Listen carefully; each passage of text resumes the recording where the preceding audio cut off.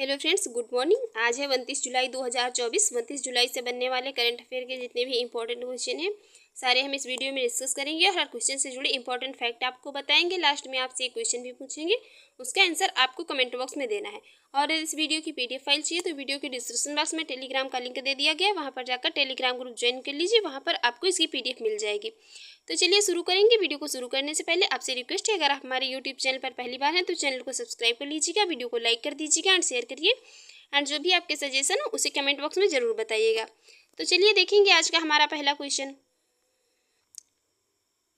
आज का हमारा पहला क्वेश्चन है, अंतर्राष्ट्रीय बाघ दिवस कब मनाया जाता है? अंतर्राष्ट्रीय बाघ दिवस कब मनाया जाता है? तो इस क्वेश्चन का राइट आंसर हो जाएगा ऑप्शन ए 29 जुलाई को। प्रतिवर्ष 29 जुलाई को ये अंतर्राष्ट्रीय बाघ दिवस के रूप में मनाया जाता है। ये बाघों के संरक्षण और बाघों की घटती संख्या को देख करके ये अंतर्राष्ट्रीय बाघ दिवस इनके संरक्षण के लिए प्रतिवर्ष 29 जुलाई को मनाया जाता है। अब यहाँ पर हम अब तक जितने भी इम्पोर्टेंट डे जुलाई में मनाए गए सबको रिवाइज कर लेंगे। 1 जुलाई को CA दिवस, GST दिवस और ये राष्ट्रीय चिकित्सक दिवस मनाया गया। 2 जुलाई को विश्व खेल पत्रकार दिवस मनाया गया। 3 जुलाई को अंतर्राष्ट्रीय प्लास्टिक बैग मुक्ति दिवस मनाया गया। 4 जुलाई को USA का स्वतंत्रता दिवस मनाया गया। 6 जुलाई को विश्व जूनोसिस दिवस मनाया गया। 7 जुलाई को विश्व किश्वाइली भाषा दिवस मनाया गया। 10 जुलाई को राष्ट्रीय मत्स्य किसान दिवस मनाया गया। 11 जुलाई को विश्व जनसंख्या दिवस मनाया गया। 12 जुलाई को राष्ट्रीय बैग दिवस मनाया गया। 14 जुलाई को बास्टिल दिवस मनाया गया। 15 जुलाई को विश्व युवा कौशल दिवस के रूप में मनाया गया। 16 जुलाई को ICAR का स्थापना दिवस मनाया गया। 17 जुलाई को विश्व अंतर्राष्ट्रीय न्याय दिवस के रूप में मनाया गया। 18 जुलाई को नेल्सन मंडेला अंतर्राष्ट्रीय दिवस के रूप में मनाया गया। 20 जुलाई को अंतर्राष्ट्रीय शतरंज दिवस मनाया गया। 22 जुलाई को विश्व मस्तिष्क दिवस के रूप में मनाया गया। 30 जुलाई को राष्ट्रीय प्रसारण दिवस मनाया गया। 24 जुलाई को राष्ट्रीय आयकर दिवस के रूप में मनाया गया। 25 जुलाई को विश्व से डूबने का ये बचाव दिवस के रूप में मनाया गया और 26 जुलाई को कारगिल विजय दिवस के रूप में मनाया गया और ये 27 जुलाई को CRPF का स्थापना दिवस के रूप में मनाया गया। तो ये थे अब तक जितने भी इम्पोर्टेंट डे जुलाई में मनाए गए। हमारा नेक्स्ट क्वेश्चन है यहाँ पर, हाल ही में किसे चोलामंडल इन्वेस्टमेंट एंड फाइनेंस का MD नियुक्त किया गया है? अभी रिसेंट में ये किसको चोलामंडल इन्वेस्टमेंट एंड फाइनेंस का MD अपॉइंट किया गया है? तो इस क्वेश्चन का राइट आंसर हो जाएगा ऑप्शन बी, रविंद्र कुमार को। ये हैं रविंद्र कुमार और इनको अभी रिसेंट में ये चोलामंडल इन्वेस्टमेंट एंड फाइनेंस का MD अपॉइंट किया गया है। अब यहाँ पर MD की बात हुई है तो अभी रिसेंट में ये बहामास कॉमनवेल्थ के हाई कमिश्नर कौन बने हैं? मयंक जोशी बने हैं। और ये नीता अंबानी को फिर से अंतर्राष्ट्रीय ओलंपिक समिति के लिए चुन लिया गया है। अंडमान और निकोबार द्वीप समूह के नए DGP बने हैं कौन? SGS धौलीवाल। और ये मुंबई क्रिकेट एसोसिएशन के सबसे युवा अध्यक्ष कौन बने हैं? आजिक के नायक बने हैं। और ये कमोडोर DK मुरली ये BECIL के CMD अपॉइंट हुए हैं। और ICMAI के अध्यक्ष के रूप में किसने? विभूति भूषण नायक को चुना गया है। और ये फेडरल बैंक ने KV सुब्रमण्यम को MD एंड CEO अपॉइंट किया है। इसके अलावा ये Rajasthan electronics and instrument limited का अगला प्रबंधक किसको? ये प्रदेश दीक्षित को अपॉइंट किया गया है। अब देखेंगे नेक्स्ट क्वेश्चन। हमारा नेक्स्ट क्वेश्चन है, हाल ही में किस राज्य सरकार ने अग्निवीरों को 10% आरक्षण देने की घोषणा की है? अभी रिसेंट में एक गवर्नमेंट ने ये अग्निवीरों को 10% जो भी उसकी नौकरियां हैं उसमें 10% आरक्षण देने की बात की है। तो इस क्वेश्चन का राइट आंसर हो जाएगा ऑप्शन सी, राजस्थान। और अब ये 10% आरक्षण वाली बात को धीरे धीरे सभी स्टेटों में लागू किया जा रहा है अग्निवीरों के लिए। तो राइट आंसर हो जाएगा ऑप्शन सी, राजस्थान ने भी रिसेंट में अपने जो राज्य के अग्निवीर हैं उनको 10% आरक्षण देने की बात की है। तो अब राजस्थान मैप में ये है राजस्थान। राजस्थान की कैपिटल है जयपुर। चीफ मिनिस्टर हैं भजनलाल शर्मा। इसके अलावा अभी राजस्थान में ये सड़क सुरक्षा कार्य योजना बनाने वाला पहला राज्य बन गया है राजस्थान। और राजस्थान में मुख्यमंत्री विश्वकर्मा पेंशन योजना का शुभारंभ हुआ है।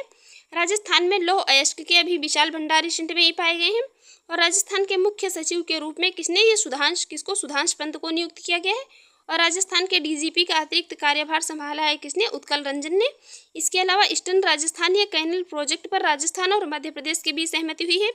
लोक कलाओं को समर्पित ये 11 दिवसीय लोक रंग महोत्सव कहाँ पर? ये जयपुर में आयोजित होगा। और भारत का पहला वेटलैंड शहर बनेगा कौन? राजस्थान का उदयपुर। नेक्स्ट क्वेश्चन है हमारा, हाल ही में किसने एशियाई आपदा तैयारी केंद्र की अध्यक्षता की है? अभी रिसेंट में ये एशियाई आपदा तैयारी केंद्र की अध्यक्षता किस देश ने संभाली है?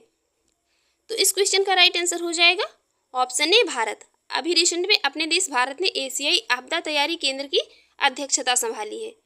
इसके अलावा अभी रिसेंट में ये भारत के राष्ट्रपति भवन में स्थित दरबार हाल का नाम बदल करके क्या ये गणतंत्र मंडप कर दिया गया है। और प्रधानमंत्री मोदी ने ये भारत मंडपम दिल्ली में विश्व धरोहर समिति के ये 46वें सत्र का उद्घाटन किया है। इसके अलावा ये नागर विमानन पर एशिया प्रशांत मंत्रीय स्तरीय सम्मेलन की मेजबानी कौन भारत करेगा? और ये भारत ने वर्ल्ड चैंपियनशिप ऑफ लीजेंड्स का खिताब जीता है। और social media platform x Twitter पर सबसे जो कि मतलब पहले ट्विटर हुआ करता था, इस पर सबसे ज़्यादा फॉलो किए जाने वाले ग्लोबल लीडर कौन बन गए हैं? तो नरेंद्र मोदी बन गए हैं। और ये भारतीय महिला पायलट भावना कंठ ने ये पिच ब्लैक सैन्य अभ्यास में भाग लेकर के इतिहास रच दिया है। और दूसरा एशिया प्रशांत मंत्री स्तरीय सम्मेलन कहाँ पर? ये भारत में आयोजित किया गया है। नेक्स्ट क्वेश्चन है हमारा, हाल ही में सांस्कृतिक संपत्तियों को लौटाने और संरक्षण के लिए भारत और किस देश के बीच ये द्विपक्षीय समझौता हुआ है? अभी रिसेंट में ही ये सांस्कृतिक जो संपत्तियां हैं इनको लौटाने और इनके संरक्षण के लिए भारत और एक देश के बीच समझौता हुआ है। तो इस क्वेश्चन का राइट आंसर हो जाएगा ऑप्शन ए अमेरिका। अभी रिसेंट में ये भारत और अमेरिका के बीच में एक ये समझौता हुआ है। इसके तहत जो भी सांस्कृतिक ये संपत्तियां हैं इनको लौटाया जाएगा और इनका संरक्षण किया जाएगा। तो यहाँ पर अभी रिसेंट में ये अमेरिका में दुनिया का सबसे बड़ा ये नौसैनिक अभ्यास है रिमपैक, ये कहाँ पर? अमेरिका में शुरू हुआ है। और ये दक्षिण कोरिया, जापान और अमेरिका ने ये त्रिपक्षीय बहुडोमेन अभ्यास शुरू किया है। इसके अलावा अमेरिका भारत का शीर्ष रक्षा निर्यात साझेदार बनकर के उभरा है। और ये अमेरिका के राष्ट्रपति ने अप्रवासियों को नागरिकता देने के लिए एक ये प्लान शुरू करने की घोषणा की है, पैरोल इन प्लेस। और अमेरिका ने भारत में ये 31 प्रीडेटर ड्रोन बेचने की मंजूरी दी है। हमारा नेक्स्ट क्वेश्चन है यहाँ पर, हाल ही में किसने नीति आयोग की ये 9वीं शासी परिषद की बैठक की अध्यक्षता की है? ये 9वें नंबर की है और ये नीति आयोग की बैठक है, ये शासी परिषद की बैठक है। इसकी अध्यक्षता किसने की है? तो इस क्वेश्चन का राइट आंसर हो जाएगा ऑप्शन सी नरेंद्र मोदी ने। अभी रिसेंट में हमारे प्राइम मिनिस्टर नरेंद्र मोदी जी ने ये नीति आयोग की 9वीं शासी परिषद की बैठक की अध्यक्षता की है।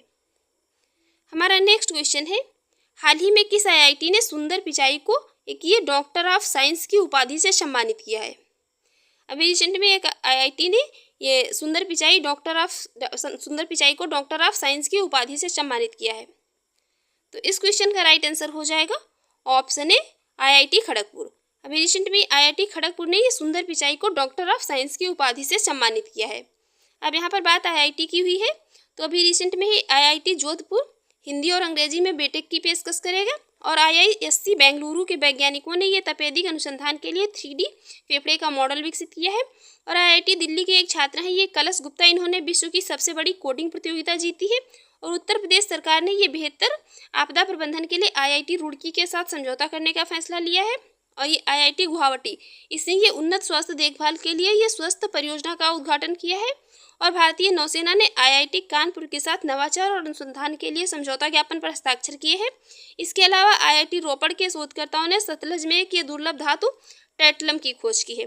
इसके अलावा केवीआईसी ने आईआईटी दिल्ली में नए खादी इंडिया आउटलेट का उद्घाटन किया है। हमारा नेक्स्ट क्वेश्चन है यहाँ पर, हाल ही में कारगिल नायक हनीफुद्दीन कैप्टन की प्रतिमा का अनावरण कहाँ किया गया है? अभी रिसेंट में एक ये कारगिल युद्ध हुए थे उसके ये नायक थे, इनका नाम है हनीफुद्दीन। हनीफुद्दीन कैप्टन, इनकी प्रतिमा का अनावरण कहाँ पर किया गया है? तो इस क्वेश्चन का राइट आंसर हो जाएगा ऑप्शन बी केरल में। अभी रिसेंट में ये केरल में इनके ही स्कूल में ये हनीफुद्दीन के ही स्कूल में हनीफुद्दीन की कैप्टन ने इनकी प्रतिमा का अनावरण किया गया है। अब यहाँ पर केरल, तो मैप में ये है केरल और केरल की कैपिटल है तिरुवनंतपुरम। चीफ मिनिस्टर हैं पिनरई विजयन और गवर्नर है आरिफ मोहम्मद खान। और इसके अलावा अभी केरल में ये पहला अंतर्राष्ट्रीय डेयरी फेडरेशन एशिया प्रशांत शिखर सम्मेलन कहाँ पर? केरल के कोच्चि में आयोजित हुआ है। और ये केरल की विधानसभा ने राज्य का नाम बदलने का प्रस्ताव जारी किया है। ये केरल का नाम बदल करके केरलम करने का प्रस्ताव पारित किया गया है। और यूनेस्को की सूची में भारत का पहला साहित्यिक शहर कौन बना है? कोझिकोड बना है।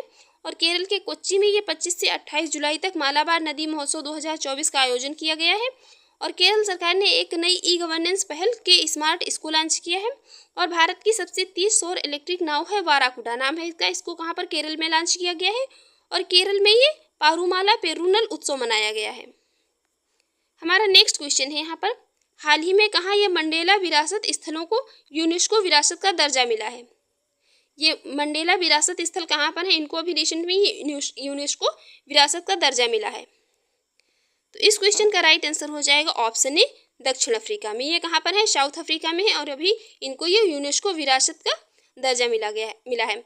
तो अब यहाँ पर यूनेस्को की फुल फॉर्म है United Nation Educational Scientific and Cultural organisation.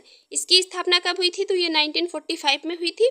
Headquarter कहाँ पर है, ये पेरिस फ्रांस में है। और भारत इसमें कब शामिल हुआ था, स्थापना 1945 में हुई थी, लेकिन भारत इसको यूनेस्को में 1946 में शामिल हुआ था। अब यहाँ पर मैप में ये है साउथ अफ्रीका की कैपिटल है प्रीटोरिया, इसकी एग्जीक्यूटिव कैपिटल है, केप टाउन लेजिस्लेटिव कैपिटल है, और करेंसी है साउथ अफ्रीकन रैंड, और प्रेसिडेंट है प्रेजेंट टाइम में सिरिल रामाफोसा।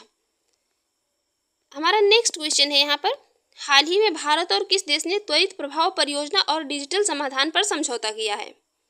अभी रिसेंट में भारत और एक देश ने ये त्वरित प्रभाव परियोजना और डिजिटल समाधान पर समझौता किया है। तो इस क्वेश्चन का राइट आंसर हो जाएगा ऑप्शन डी, लाओस। अभी रिसेंट में लाओस और भारत ने ये त्वरित प्रभाव परियोजना पर डिजिटल समाधान पर समझौता किया है। तो यहाँ पर मैप में ये है लाओस की कैपिटल है वियंतियाने, और करेंसी है लाओसन किप, और यहाँ के प्रेसिडेंट हैं प्रेजेंट टाइम में थांगलुम सिसुलिथी।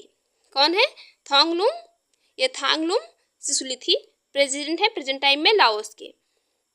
हमारा नेक्स्ट क्वेश्चन है यहाँ पर, हाल ही में किस राज्य में थिंक टैंक ये ग्रिड इसकी स्थापना की जाएगी। जिस प्रकार से मतलब सेंट्रल में ये नीति आयोग है, उसी प्रकार ये स्टेट में ग्रिड है, इसकी स्थापना थिंक टैंक, इसकी स्थापना कहाँ पर की जाएगी। तो इस क्वेश्चन का राइट आंसर हो जाएगा ऑप्शन बी, गुजरात में। ये गुजरात में थिंक टैंक ग्रिड की स्थापना की जाएगी। यहाँ पर अभी ग्रिड इसकी फुल फॉर्म है Gujarat state institution for transformation. अब यहाँ पर मैप में ये है गुजरात की कैपिटल है गांधीनगर, और चीफ मिनिस्टर है भूपेंद्र भाई पटेल। गवर्नर कौन है, आचार्य देवचंद। इसके अलावा अभी गुजरात में ये भारत ओलंपिक अनुसंधान केंद्र का उद्घाटन कहाँ पर, गुजरात की कैपिटल गांधीनगर में किया गया। और गुजरात ने ये अधिकतम पवन ऊर्जा स्थापित क्षमता के लिए पुरस्कार जीता है। और ये गुजरात में स्थित स्मृति स्मारक संग्रहालय को यूनेस्को के प्रेक्ष पुरस्कार के लिए चुना गया है। और गुजरात सरकार ने ये शिखा रिफॉर्म ऑनलाइन शिक्षण मंच लॉन्च किया है। इसके अलावा राजकोट स्टेडियम का नाम बदलकर निरंजन शाह के नाम पर रखा गया है। और ये अभी कैग गिरीश चंद्र मुर्मू ने गुजरात के राजकोट में international centre for audit of local governance का उद्घाटन किया है। अब हम देखेंगे कल के क्वेश्चन का आंसर। कल हमने आपसे क्वेश्चन पूछा था, हाल ही में भारत के राष्ट्रपति भवन में स्थित दरबार हाल का नाम बदल करके किया गया है। तो राइट आंसर हो जाएगा ऑप्शन ए, गणतंत्र मंडप। अब हम देखिए आज का क्वेश्चन, इसका आंसर आपको कमेंट बॉक्स में देना है। हाल ही में सरकार ने 31 मार्च 2027 तक देश भर में कितने जन औषधि केंद्र खोलने की घोषणा की है। आपकी ऑप्शन है यहाँ पर 25,000, 20,000, 15,000 और 22,000। इसका सही आंसर आप लोग कमेंट बॉक्स में जरूर दीजिएगा। और हमारी वीडियो कैसी लगी कमेंट बॉक्स में जरूर बताइएगा। चैनल पर पहली बार है तो चैनल को सब्सक्राइब कर लीजिएगा, वीडियो को लाइक कर दीजिएगा एंड शेयर करिए। एंड जो भी आपके सजेशन हो उसे कमेंट बॉक्स में जरूर बताइएगा। Thanks for watching.